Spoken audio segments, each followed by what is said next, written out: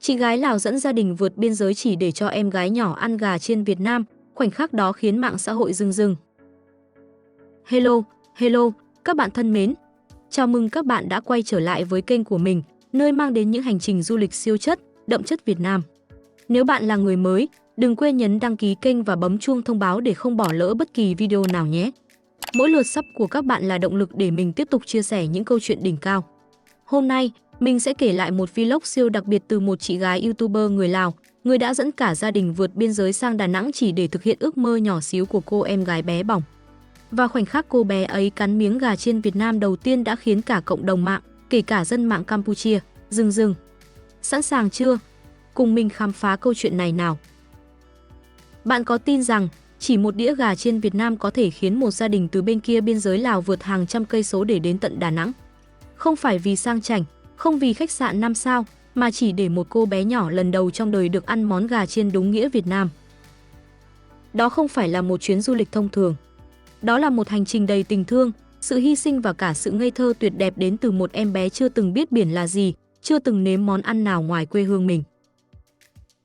Các bạn ơi, hãy tưởng tượng một bức tranh gia đình thật đẹp, một chiếc xe van chở 6 người, từ người lớn đến trẻ nhỏ, cùng nhau rời khỏi quê nhà ở Lào để thẳng tiến đến thành phố biển Đà Nẵng. Chị gái YouTuber, với giọng nói rộn ràng, nụ cười tươi rói và phong cách kể chuyện gần gũi như bạn thân, mở đầu vlog bằng một màn chào hỏi siêu đáng yêu, Sabaydi, anh chị em ơi, nghe mà cứ muốn bật cười vì sự thân thiện. Chị kể rằng cả nhà quyết định làm một chuyến road trip không chỉ để du lịch, mà còn để thực hiện một ước mơ đặc biệt, đưa cô em gái nhỏ, bé Erlin, đến với biển cả lần đầu tiên trong đời. Bé Erlin, nhân vật chính của vlog, là một cô bé siêu dễ thương, với đôi mắt tròn xoe và nụ cười ngây thơ. Chị gái kể rằng Erlin chưa từng biết biển là gì, chưa từng nếm những món ăn ngoài quê hương mình. Tất cả những gì bé biết về biển chỉ là qua những câu chuyện kể, biển xanh lấp lánh, sóng vỗ rì rào, cát vàng mịn màng, và ở đó có những món ăn ngon đến lạ lùng. Chị YouTuber hỏi Erlin, biển màu gì hả con? Và cô bé trả lời ngay, biển màu xanh. Ôi, cái giọng nói trong trẻo ấy làm mình muốn nhảy vào màn hình ôm bé luôn. Chị còn tiết lộ rằng cả nhà đã lên kế hoạch kỹ lưỡng, thuê hẳn một chiếc xe van để đảm bảo chuyến đi thoải mái. Và mục tiêu lớn nhất là đưa Erlin đến bãi biển Đà Nẵng để cô bé được tận mắt thấy sóng biển, được chơi trên cát, và quan trọng nhất, được ăn những món Việt Nam siêu ngon mà bé chưa từng thử. Chuyến đi bắt đầu vào khoảng 5:30 chiều, khi ánh hoàng hôn buông xuống, nhuộm vàng cả con đường. Chị YouTuber mô tả khung cảnh trên đường đẹp như tranh vẽ, những hàng cây xanh mướt hai bên, những ngọn đồi nhấp nhô và không khí trong lành làm cả nhà phấn khích. Chị kể rằng từ Lào sang Đà Nẵng có 2 con đường chính, một qua cửa khẩu Savanakhet và một qua cửa khẩu Lao Bảo. Sau khi bàn bạc, cả nhà chọn đường Lao Bảo vì nghe nói đường này mượt mà hơn, ít gập ghềnh, phù hợp với chiếc xe van thấp của họ. Đi đâu mà vội mà vàng, dừng chân đứng lại trời xanh trên đầu, chị YouTuber nói, và mình cảm nhận được tâm trạng háo hức, đầy cảm hứng của cả gia đình. Bé Erlin ngồi trên xe, mắt sáng long lanh, liên tục hỏi, sắp tới biển chưa chị, làm cả nhà cười rộn ràng. Dừng chân biên giới, giao thoa văn hóa Lào Việt. Sau vài giờ chạy xe, cả nhà đến một trạm dừng chân gần biên giới, mà chị YouTuber gọi vui là Đền Sương, có thể là cách chị gọi một trạm nghỉ gần cửa khẩu Lao Bảo. Khung cảnh ở đây, theo lời chị, đẹp mê ly, núi non trùng điệp, không khí mát mẻ, đúng kiểu chill của một chuyến đi xa. Cả nhà tranh thủ dừng lại khoảng 4 đến 5 phút để đi vệ sinh và ăn nhẹ. Chị kể rằng vì dậy từ sáng sớm, cả nhà đều đói meo, nên họ lót dạ bằng một ít cơm nắm, hay khẩu peng trong tiếng Lào, món ăn đơn giản nhưng đậm chất quê nhà. Bé Erlin, dù còn ngái ngủ, vẫn được chị quay lại cảnh ngồi ăn cơm nắm, với gương mặt ngơ ngác đáng yêu.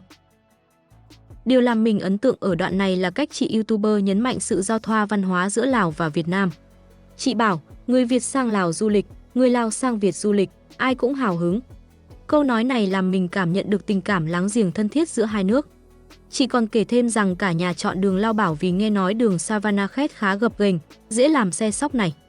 Xe mình thấp, đi đường xấu là sóc muốn xỉu luôn, chị nói, và mình bật cười vì đúng là tâm lý đi du lịch, ai cũng muốn mọi thứ thuận lợi để tận hưởng trọn vẹn. Vượt biên giới và đặt chân đến Đà Nẵng, drama ẩm thực bắt đầu. Sau màn dừng chân ngắn ngủi, cả nhà chính thức vượt biên giới và đặt chân đến Việt Nam.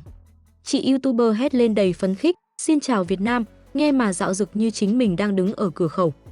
Cả nhà dừng lại ở một quán ăn gần biên giới để nạp năng lượng trước khi vào trung tâm Đà Nẵng. Và đây, các bạn ơi, là lúc drama ẩm thực bắt đầu bùng nổ. Quán ăn mà chị chọn là một quán Việt Nam điển hình, với những món ăn mà chỉ nghe thôi đã thấy thèm, cơm chiên vàng ươm, gà chiên giòn rụm, và một món mà chị gọi là yếm gà, có thể là gà xé phay hoặc gà trộn hành tây, rau răm, kiểu món Việt Nam siêu hợp khẩu vị. Chị YouTuber mô tả món ăn với sự hào hứng tột độ, ngon lắm, ngon nhiều luôn. Bé Erlin được mời ăn thử, và chị liên tục khuyến khích, ăn đi con, ăn cho FC xem nào. Mình xem mà cười đau cả bụng, vì bé Erlin có vẻ hơi ngượng khi bị quay phim, nhưng vẫn cố cắn một miếng gà chiên thật to. Và rồi, khoảnh khắc vàng đã đến, Erlin ngẩng lên, mắt sáng long lanh, và nói, sao món này ngon quá vậy chị ơi. Ôi, nghe mà muốn khóc luôn vì quá đáng yêu. Chị kể rằng cả nhà im lặng, nhìn Erlin với ánh mắt trìu mến khi bé cắn miếng gà chiên đầu tiên. Câu nói ngây thơ của Erlin đã làm cả gia đình suýt rưng rưng vì hạnh phúc. Chị YouTuber còn khoe rằng một đĩa cơm chiên hoặc gà chiên chỉ khoảng 30.000 đồng, giá siêu hời cho một bữa ăn đầy đủ ở Đà Nẵng.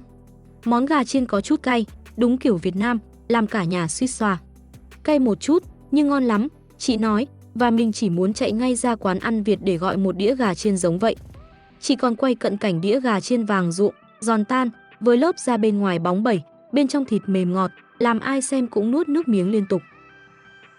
Khám phá Đà Nẵng về đêm, cầu rồng lung linh và giấc mơ của Erlin. Sau bữa ăn no nê, cả nhà lên xe tiếp tục hành trình vào trung tâm thành phố Đà Nẵng. Lúc này trời đã tối, và điểm đến đầu tiên không đâu khác chính là cầu rồng, biểu tượng của thành phố biển. Chị YouTuber mô tả cầu rồng với sự trầm trồ, ôi, đẹp quá, đẹp thật luôn. Cầu rồng về đêm lung linh với ánh đèn rực rỡ, đặc biệt là màn phun nước và phun lửa mà bất kỳ ai đến Đà Nẵng cũng phải check-in. Chị kể rằng khu vực này đông nghịt người, cả người Việt lẫn du khách nước ngoài, ai cũng tranh thủ chụp ảnh, quay phim để lưu giữ khoảnh khắc. Bé Erlin lúc này đã tỉnh táo hơn, và chị YouTuber không quên quay cảnh cô bé đứng ngắm cầu rồng, mắt tròn xoe đầy thích thú. Erlin ơi, đẹp không con? Chị hỏi, và Erlin gật đầu lia lịa, làm cả nhà cười rộn ràng. Chị còn kể thêm rằng cả nhà đã mệt lắm sau hành trình dài, nhưng vì muốn Erlin được thấy cầu rồng, họ vẫn cố gắng ghé qua. Đây là lần đầu tiên sau 10 năm cả nhà quay lại Đà Nẵng, chị nói, và mình cảm nhận được sự đặc biệt của chuyến đi này. Sau màn check-in cầu rồng, cả nhà di chuyển đến khách sạn, một nơi mà chị gọi là Star Hotel. Khi bước vào phòng, Erlin tỏ ra siêu hào hứng, chạy nhảy khắp nơi và reo lên, oa, đẹp quá. Chị YouTuber quay cảnh Erlin khám phá căn phòng với sự ngạc nhiên của một đứa trẻ, và mình xem mà chỉ muốn hét lên, trời ơi, dễ thương quá đi. Cả nhà mệt nhưng hạnh phúc, và chị kết thúc ngày đầu tiên bằng một câu đầy cảm xúc, hôm nay mệt, nhưng đáng lắm, vì Erlin vui. Thưởng thức ẩm thực đêm Đà Nẵng, tôm chua và gà chiên tiếp tục gây bão. Sau khi nghỉ ngơi một chút, cả nhà quyết định tiếp tục khám phá Đà Nẵng về đêm bằng cách đi ăn tối. Chị YouTuber dẫn cả nhà đến một nhà hàng địa phương, nơi phục vụ những món ăn Việt Nam siêu hấp dẫn. Ở đây, cả nhà gọi đủ món, từ tôm chua, cơm chiên, đến một món có trứng và cá mà chị mô tả là ngon quên lối về. Giá cả thì siêu hợp lý, chỉ từ 50.000 đến 60.000 đồng cho một món ăn đầy ắp. Bé Erlin tiếp tục là tâm điểm của vlog. Chị YouTuber khuyến khích bé ăn thử tôm chua và cơm chiên, và lần này, Erlin dạn dĩ hơn, cắn một miếng to và cười tít mắt. Ngon quá chị ơi, bé nói, và chị YouTuber cười lớn, thấy chưa, món Việt Nam là số 1. Chị còn kể rằng cả nhà mệt lắm vì di chuyển từ 5 giờ chiều đến tận 8 giờ tối, nhưng món ăn ngon đã khiến mọi người quên đi mệt mỏi. Ăn món Việt Nam là hết mệt liền, chị nói, và mình hoàn toàn đồng ý. Không dừng lại ở gà chiên, cả nhà còn quyết định thử một món đặc sản khác của Đà Nẵng, nước sầu riêng. Chị YouTuber dẫn cả nhà đến một quán nước nổi tiếng, nơi mà chị bảo đông người lắm, đông như hội. Quán này chuyên phục vụ nước sầu riêng, một món uống nghe tên thôi đã thấy sang chảnh và đậm chất Đà Nẵng. Chị kể rằng quán đông đến mức cả nhà phải chờ một lúc mới được phục vụ, nhưng không khí thì siêu nhộn nhịp, đúng kiểu phố biển về đêm. Tuy nhiên, drama nhỏ đã xảy ra khi cả nhà gọi nhầm món. Thay vì nước sầu riêng, họ lại được phục vụ một loại nước ngọt khác. Chị YouTuber cười lớn, thì gọi nhầm, nhưng mà ngon thì vẫn ngon. Cả nhà thưởng thức món nước ngọt này, và chị mô tả nó ngon, không quá ngọt, đúng chuẩn. Bé Erlin cũng được cho thử, và cô bé nhấp một ngụm rồi gật gù, ngon. Dù gọi nhầm món, nhưng cả nhà vẫn tận hưởng khoảnh khắc đó một cách trọn vẹn. Chị YouTuber còn kể rằng nước sầu riêng là món must chi ở Đà Nẵng, và quán này nổi tiếng đến mức người ta xếp hàng dài để mua. Đông như hội luôn, anh chị em ơi. Chị nói, và mình có thể tưởng tượng cảnh cả nhà ngồi trên tầng 2 của quán, vừa nhâm nhi nước uống, vừa ngắm phố phường Đà Nẵng về đêm. Đây chính là khoảnh khắc mà chị YouTuber gọi là đỉnh cao của chuyến đi, vì nó không chỉ là ăn uống, mà còn là cảm giác được hòa mình vào nhịp sống sôi động của thành phố biển. Sau một ngày dài di chuyển, ăn uống và khám phá, cả nhà trở về khách sạn để nghỉ ngơi. Chị YouTuber tổng kết ngày đầu tiên với một câu đầy cảm xúc, mệt nhưng đáng lắm, vì Erlyn vui. Cả nhà đã đi một chặng đường dài, từ Lào qua biên giới, đến trung tâm Đà Nẵng, chỉ để thực hiện ước mơ nhỏ xíu của bé Erlyn, được thấy biển và được ăn những món ngon Việt Nam. Chị kể rằng đây là lần đầu tiên sau 10 năm cả nhà quay lại Đà Nẵng, và chuyến đi này không chỉ là du lịch, mà còn là cơ hội để gia đình gắn kết, để Erlyn có những kỷ niệm đầu đời đáng nhớ. Chị YouTuber Lào đã không ngần ngại vượt hàng trăm cây số, dẫn cả nhà đi chỉ để Erlyn được cắn miếng gà chiên, được thấy biển xanh và được sống trong những khoảnh khắc hạnh phúc. Sao món này ngon quá vậy chị ơi? Câu nói của Erlyn không chỉ là lời khen món ăn, mà còn là minh chứng cho tình thân, cho sự hy sinh và cho sự kết nối giữa hai dân tộc Lào, Việt qua những điều giản dị nhất. Và thế là hành trình đặc biệt ấy đã kết thúc, nhưng dư âm của nó vẫn còn đọng lại mãi, không chỉ trong ký ức của bé Erlyn và gia đình, mà còn trong trái tim của hàng trăm nghìn người xem vlog trên khắp mạng xã hội.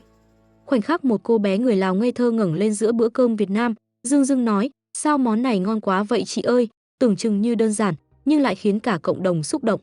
Đó không còn là câu nói về món ăn, mà là lời cảm ơn chân thành cho tình thương của chị gái, cho hành trình đầy yêu thương của cả gia đình, và cho nền ẩm thực Việt Nam, giản dị mà khiến người ta không thể nào quên. Hành trình xuyên biên giới không cần phải xa hoa hay đắt đỏ.